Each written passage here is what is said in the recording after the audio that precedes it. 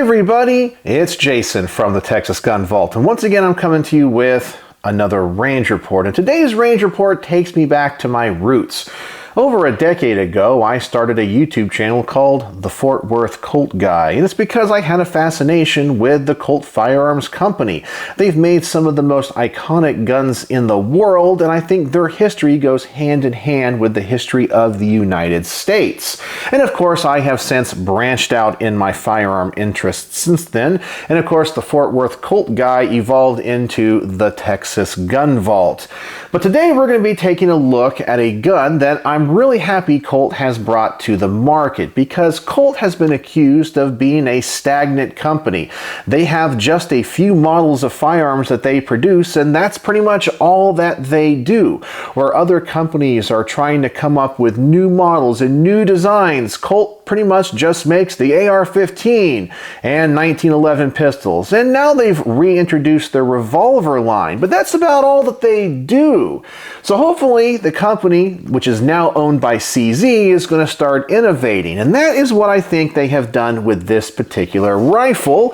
And today we're going to be taking a look at the Colt M5 Carbine. And I believe this is supposed to be the modernization of their M4. And so we have a few changes on this particular gun, like a completely ambidextrous lower.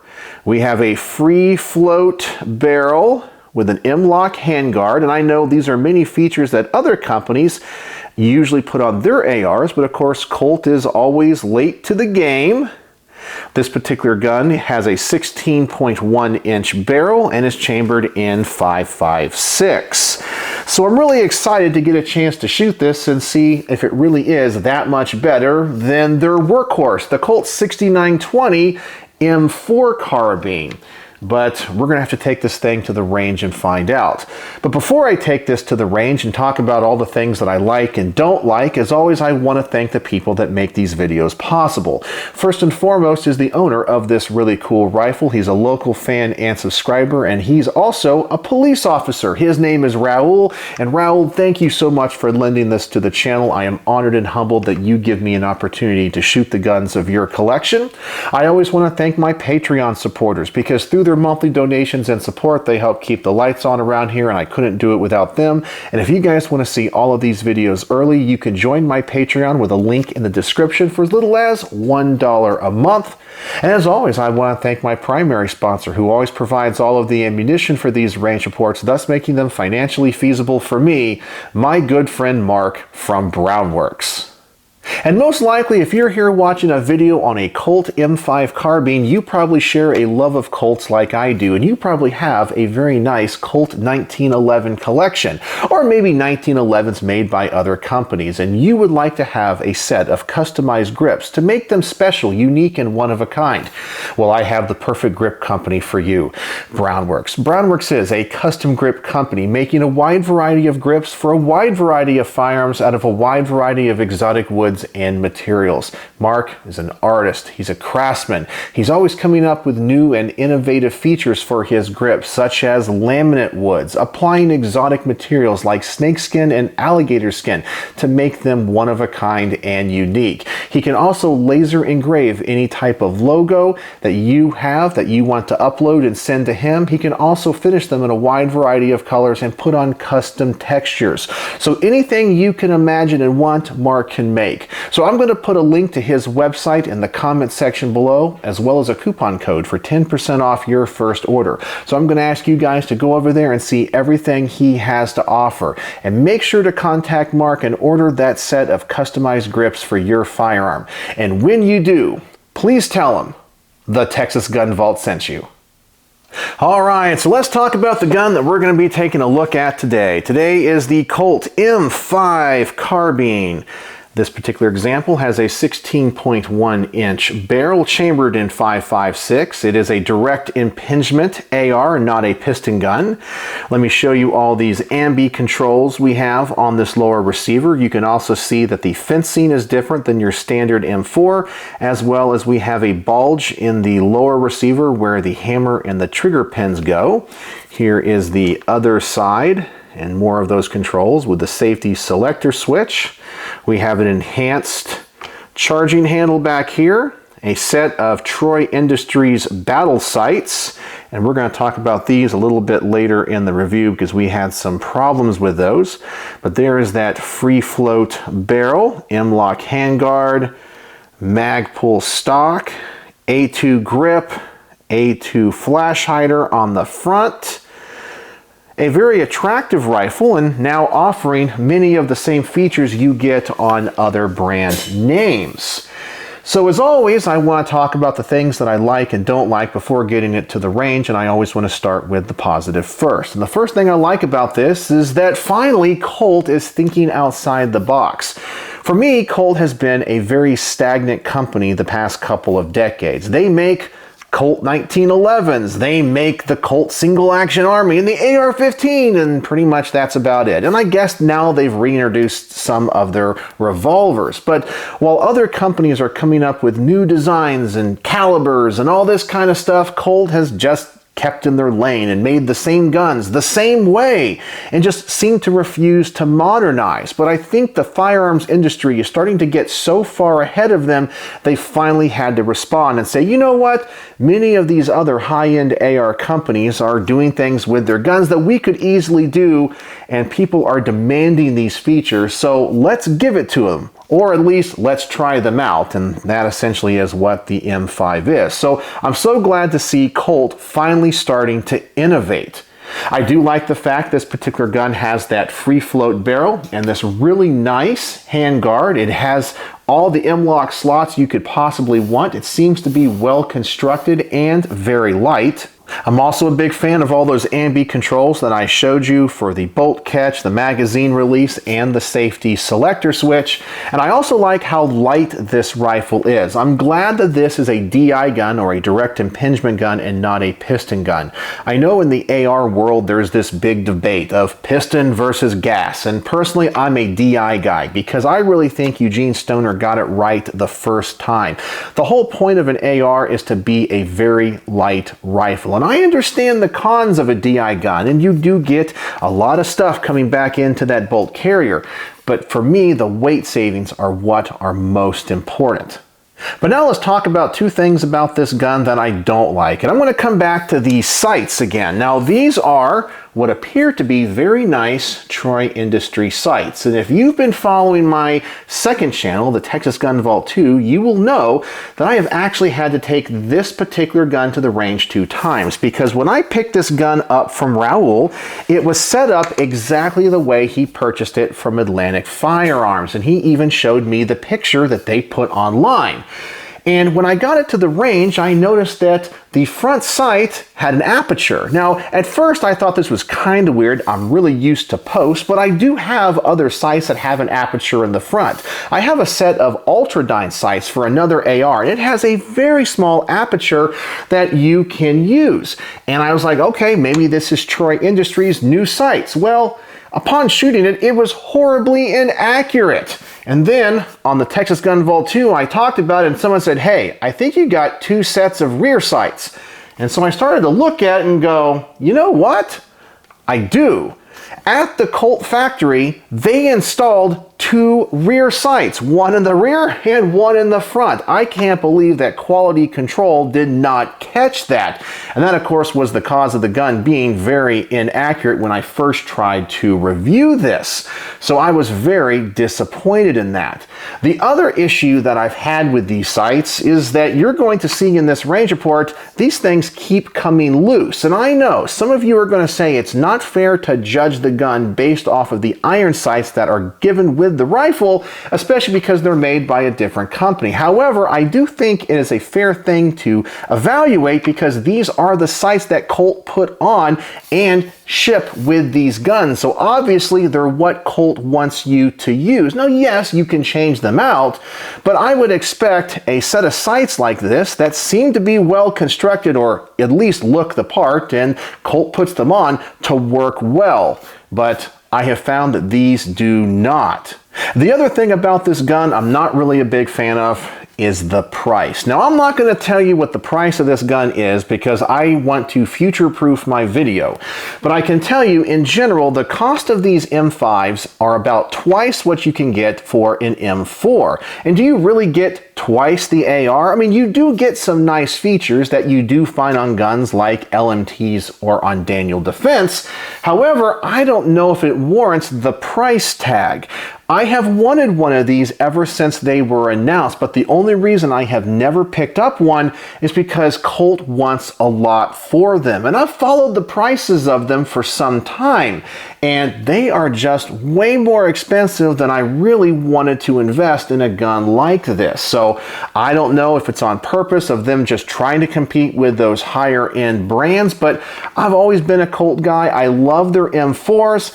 And without having a chance to shoot this, I was definitely not going to buy one at that higher price point. So I really am excited to get a chance to shoot and review these. So those are the things that I like and don't like, and maybe a little bit of commentary on the marketing of this gun. But now let's get this thing to the range. And by the way, I do want to show I did get a set of the proper front sight for this. So I know some people will ask and go, why are you going to the range with the wrong front sight? Well, I did get the right post sight. So hopefully that's going to fix things. But let's get to the range. And as always, when it comes to reviewing these guns, I want to start by setting up the target at 10 yards. I'm going to put a whole magazine through this and just experience the gun. See if I have any malfunctions. See how it shoots. See what the trigger is like. And just see how accurate it is and how well it shoots. So let's go to the range and let's get my initial thoughts and impressions.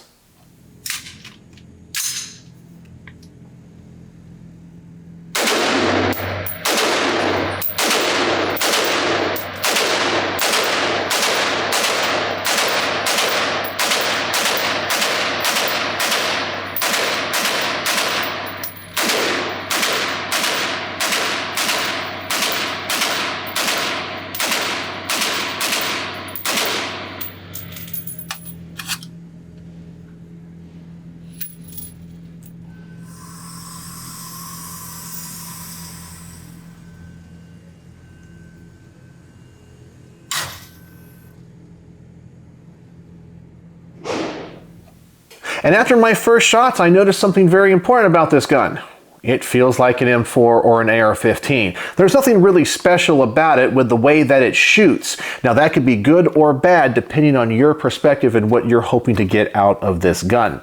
Something about this gun that I noticed that I really liked is that it seems to be very well gassed. I've been reviewing a lot of AR-15s lately, and I've noticed that overgassing seems to be a trend, but this gun doesn't have that issue, and this gun does have a carbine linked gas system in case you were wondering. Now when it comes to the accuracy, I was a little bit disappointed, especially for 10 yards. And yes, I normally shoot guns way better than this at 10 yards, but I did notice after shooting it, the rear sight had come loose, very loose. And I'm very disappointed with that because I had tightened these down before going to the range. So I'm going to have to get the screwdriver out and tighten it down before the next test. But speaking about the next test, let's double the distance on this target and let's put another magazine through this and let's see if I discover anything else about this gun that I like or don't like, and I'll report back to you.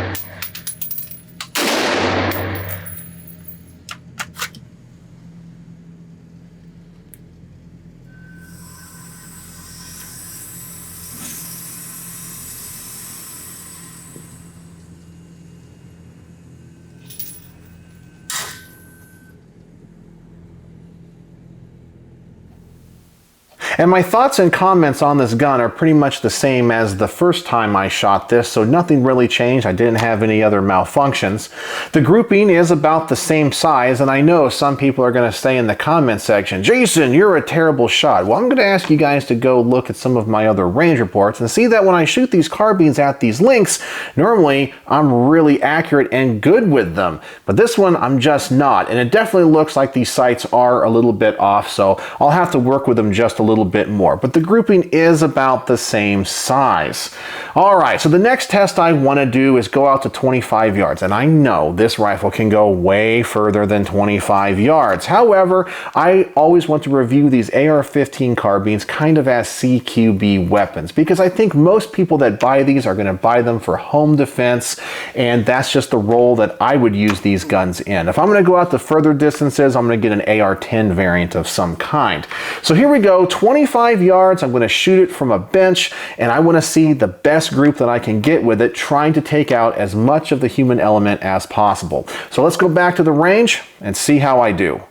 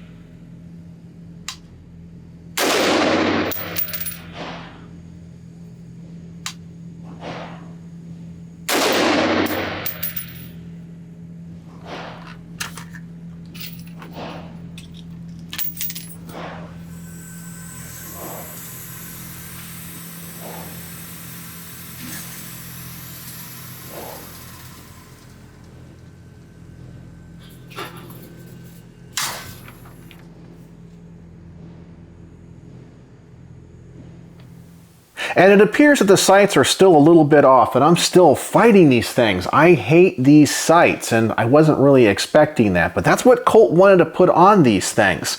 I have to say the gun is pretty darn consistent. It doesn't give me the best group, but that group is about the same at all distances. But when it comes to this handguard, I'm starting to notice something. I've shot about 60 to 80 rounds through this, and this thing is starting to heat up. One of the things I don't like about many modern M-LOK handguards is that they are very thin. And so we do get a lot of heat transfer, especially around the barrel nut. So I have a laser thermometer that I always bring to the range. So I'm going to get that out, and I'm just kind of curious how hot this handguard is getting right around here where that barrel nut is. So let me show you what I found.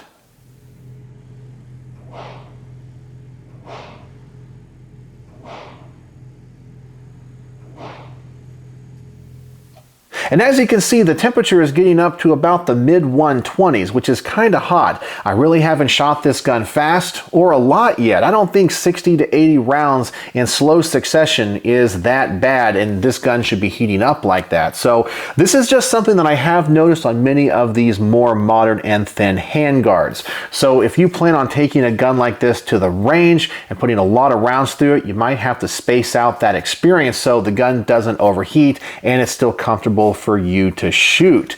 Now, I do want to talk about this trigger just a little bit. I kind of feel like it's a little bit heavier than your standard M4. And I'm not 100% sure why these pins need to be a little bit longer, but I'm going to go ahead and get out the Lyman trigger pull weight gauge, and I'm going to test this. I'm just curious what the pull weight of this is, because I think this might have a little bit something to do with the accuracy problems I feel like I'm having with this gun. So let me go ahead and adjust the camera and do that now.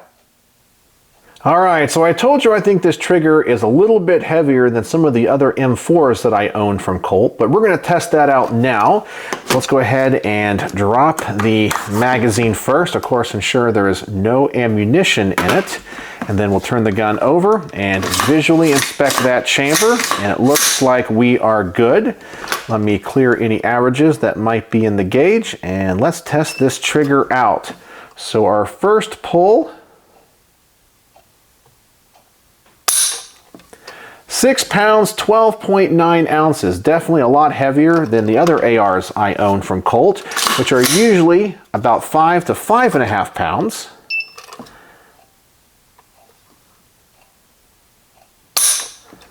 £7, 0.6 ounces.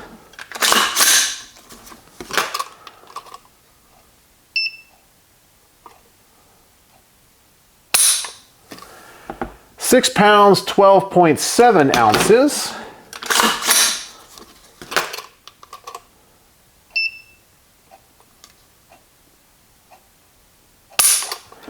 £6, 14.8 ounces.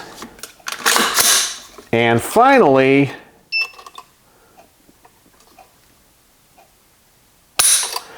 6 pounds, 13.8 ounces, which gives us an average of 6 pounds, 14.2 ounces. In my opinion, that is really heavy for a stock AR mil-spec trigger. I don't like that. And so this thing is definitely heavier in the pull weight than the other M4s that I have from Colt. So I'm not sure why they went with a trigger group like this. But who knows, maybe it has some type of purpose. So the next test I want to do at the range is the quick magazine change test. And so I want to see if this ambi lower works really well when it comes to removing the magazine quick and getting a fresh one in there and the gun back in action. And I'm also curious how this trigger is going to affect how fast I can shoot the gun. So let's go back to the range and find out.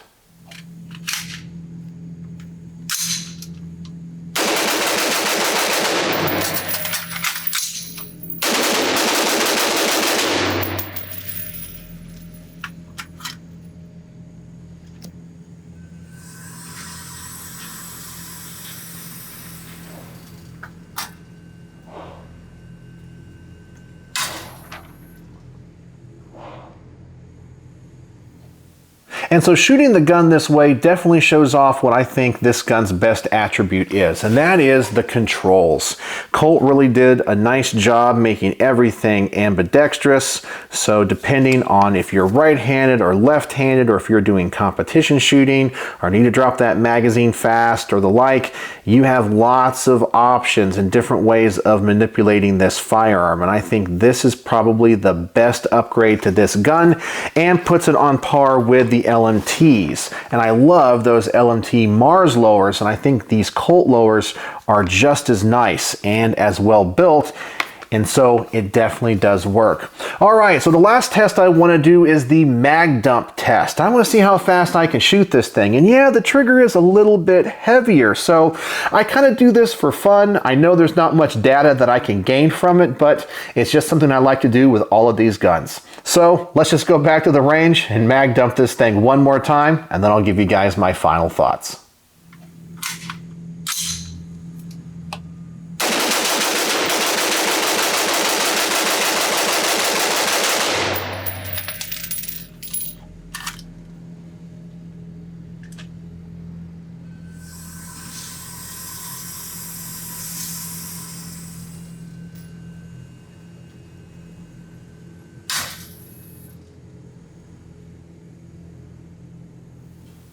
And you'll probably notice in the mag dump test and the quick magazine change test, my accuracy on the target was not that good.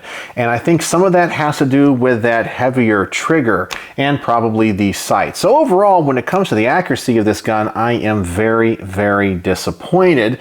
And I think I shoot this gun slower than many other ARs because of that trigger. So what are my final thoughts on the Colt M5 Carbine, the improved M4? Well, there are some pros. Obviously, the lower receiver is a huge pro. I like the fact they kept the gun direct impingement. It seems well built. Some of the cons, of course, we have the sights that I talked about. I don't like those Troy Industries sights. Now, yes, you can change those out. The gun seems to be inaccurate for me. We had some heat issues with the handguard up here, and I think the trigger is just a little bit too heavy for what it is. And finally, the last con of this gun is something I touched on in the very beginning of this video, and that is going to be price. Is this gun worth 2 times the price of a 6920? I personally don't think so. Do I think it has potential? Absolutely. Do I like the upgrades? Yes, I do.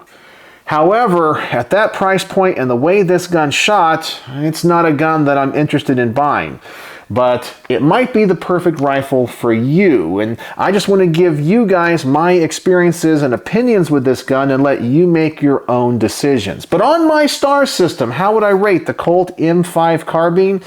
Well, because it's inaccurate, I can only give it 3 out of 5 stars. The lower receiver is definitely cool. It's definitely a huge upgrade.